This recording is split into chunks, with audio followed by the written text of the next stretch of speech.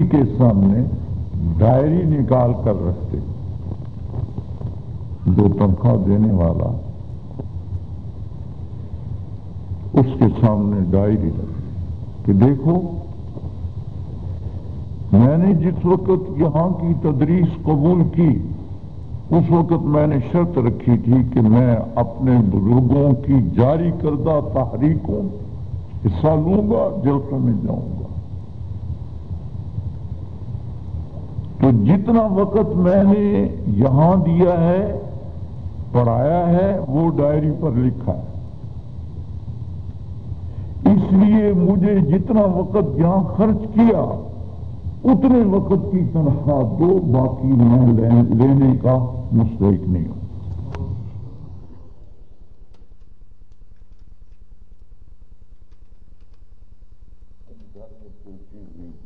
کہا اچھا اللہ سے مانگو۔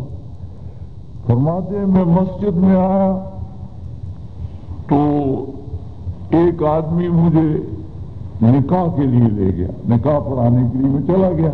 اس نے مجھے 5 روپے دیے نکاح کے، اس زمانے میں 5 روپے ہوتے۔ حضرت فرماتے ہیں کہ میری عادت نہیں تھی نکاح کے میں پیسے نہیں لیتا تھا، یہ الگ بات ہے کہ مباح ہو جائز ہو وہ الگ چیز، لیکن حضرت کا توکل تھا، حضرت نکاح کے پیسے نہیں واپس کر دی، گھر میں بھوک ہے راشن نہیں ہے لیکن وہ پیسے 5 روپے نہیں۔ حضرت فرماتے ہیں پھر تھوڑے وقفے کے بعد کوئی شخص آیا اور کوئی آیا، اس نے کہا یہ حضرت آپ کے لیے ہدیہ ہے، مہربانی کرو قبول کر لو، تو میں نے لے لی، ہدیتاً لے لی۔ تو حضرت فرماتی تھی کہ اگر کوئی کہے کہ حضرت مدنی رحمت اللہ علیہ تنخواہ لیتے ہیں تو فرماتے کہ حضرت مدنی رحمت اللہ علیہ تو تنخواہ لیتے تھے علماء کی عزت بچانے کے لیے،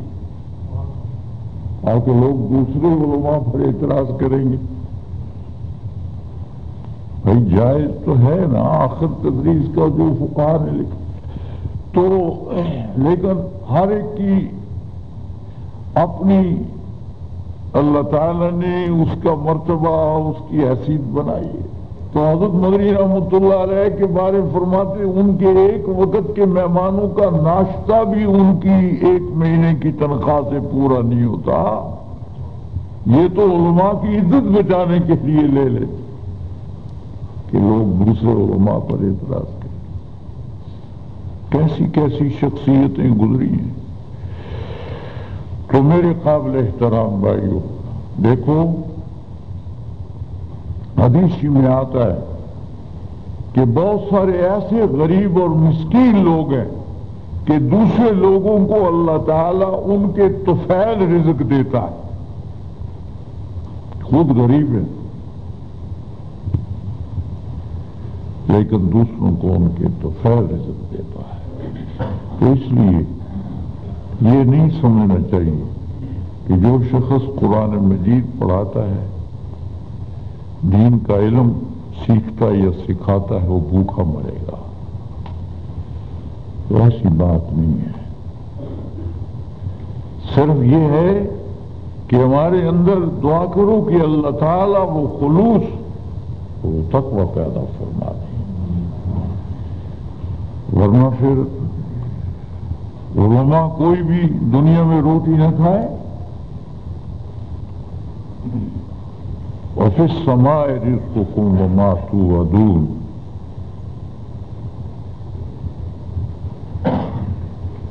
ایک مولانا فقیر احمد صاحب تھے رحمت اللہ علیہ، سائیوال میں ہوتے تھے، ان کا مدرسہ تھا جامع رشیدیہ بنایا، اب تو کافی عرصہ ہوا انتقال ہو۔ ان کو کسی نے بتایا کہ حضرت تو خزانے میں پیسے کوئی نہیں ہے اور استادوں کو تنخواہیں دینی ہے، تو انہوں نے فرمایا، بہت اللہ والے تھے، انہوں نے فرمایا کہ ایک مدرسہ اور کھول دو، وہی پہلے والوں کو استادوں کو تنخواہ نہیں پیسے نہیں ہے تو فرمایا کھول دو تم، خدا کی شان اور مدرسہ کھولا تو اللہ نے رزق کھول دیا۔ قرآن مجید کی تعلیم یہ کوئی خلوص دل سے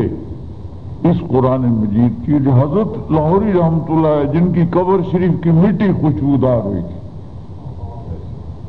فرماتے تھے لاہور والوں تم میں سے کوئی کہے، علل اعلان میں مجمع عام میں کہہ رہا ہوں، کوئی کہے کہ میں نے پیسے دیے، مجھ سے پیسے لیے، مجھ سے تنخواہ دی، 45 سال ہو گئے اس لاہور میں قرآن مجید کی خدمت کرتے ہوئے، کیا اللہ نے مجھے روٹی نہیں دی؟ ایک آدمی روز ملتا وہ کہتا حضرت مجھے خواب آیا ہے کہ میرے 2 مکان ہیں، تو مجھے خواب آیا ہے کہ ایک مکان اس کو دے دو، اس کے پاس مکان نہیں۔ حضرت کے پاس مکان، فرماتے تھے کہ میں نے کرائے پر ایک مکان لیا تھا، دور ہوتا تھا، میں پہنچتا تھا تو راستے میں کوئی نہ کوئی آدمی مل جاتا، بات شروع کرتا تو میں پچھڑ جاتا جماعت نماز کے ٹائم سے، تو اللہ تعالیٰ نے مجھے قریب ایک مکان، اور انگریزوں نے پکڑ کے نظر بند کیا تھا لاہور میں کہ یہاں اس کا کوئی ماننے والا یا کوئی اس سے سیکھنے والا کوئی شاگرد نہیں ہے، کوئی اس کے تعلق والا نہیں ہے، تو یہ بھوکا مرے گا۔ ادھر وہاں سے پکڑا، دہلی سے پکڑا، یہاں پہنچایا اور یہاں کے لوگوں کو کہہ دیا کہ اس کا تو مذہب ٹھیک نہیں ہے۔ تو 45 سال ہو گئے یہاں اللہ تعالیٰ نے روٹی بھی دی اور 11 دفعہ حرمین شریفین کی زیارت بھی کرائی، حج عمرے بھی کرائے۔ تو اس لیے میں زیادہ طوالت میں نہیں جاتا، اتنی بات عرض کروں گا کہ حضور صلی اللہ علیہ وسلم رحمت للعالمین نے ارشاد فرمایا کہ آخر زمانے میں فتنے آئیں گے، اور وہ فتنے اتنے تیزی سے آئیں گے کہ جیسا کہ تسبیح کا دھاگا ٹوٹ جائے اور من کے لگاتار گرتے ہیں، اس طرح ایک فتنے سے لوگ عہدہ برا نہیں ہو چکے ہوں گے کہ دوسرا فتنہ سر پر آ جائے۔ اس وقت سچے ایمان پر قائم رہنا اتنا مشکل ہوگا جتنا کہ آگ کا انگارہ ہاتھ میں رکھنا مشکل ہے، کوئلہ بکا ہوا ہاتھ میں رکھنا مشکل۔ اور فرمایا سوائق المورکہ میں حدیث نقل ہوتی، اذا ظہرت الفتن وقال البدع ثم اصحابی فلیظہر العالم علمہ، جب فتنے ظاہر ہوں اور فتنے ظاہر ہوں، میرے اصحاب کو گالیاں دی جائیں، عالم کا فرض ہے کہ وہ اپنے علم کو ظاہر کرے، فَإِن لَّمْ يَفْعَلْ، اگر اس نے علم کو ظاہر نہیں کیا، صحابہ علیہم الرضوان کی شان بیان نہیں کی، تو پھر لا يقبل اللہ منہ صرفا ولا عدلا، اس کا نہ فرض قبول ہوگا نہ عدل، بلکہ فرمایا فعلیہم اللعنۃ، اس پر لعنت، اور لعنت بھی کس کی؟ ملائکہ اور تمام زمین و آسمان کی چیزیں اس پر غضب کی بد دعا کریں گی، اور اس کا نہ فرض قبول ہوگا اور نہ نفل قبول ہوگا۔ اس لیے قرآن مجید میں اللہ تعالی نے حضور صلی اللہ علیہ وسلم رحمت للعالمین اور پہلے انبیاء علیہ السلام کی جہاں شان بیان کی، وہاں آپ کی پاک جماعت صحابہ علیہم الرضوان کی بھی شان بیان کی، تاکہ بعد میں آنے والے لوگوں کو سمجھ آئے کہ وہ کیا شخصیتیں تھیں جن کی پیروی کے لیے ہمیں حکم دیا گیا ہے۔ نماز میں ہم پڑھتے ہیں اہدنا الصراط المستقیم، یا اللہ ہمیں سیدھی راہ پر چلا دے۔ سیدھی راہ کن لوگوں کی ہے؟ صراط الذین انعمت علیہم، سیدھی راہ ان لوگوں کی ہے جن پر یا اللہ تو نے انعام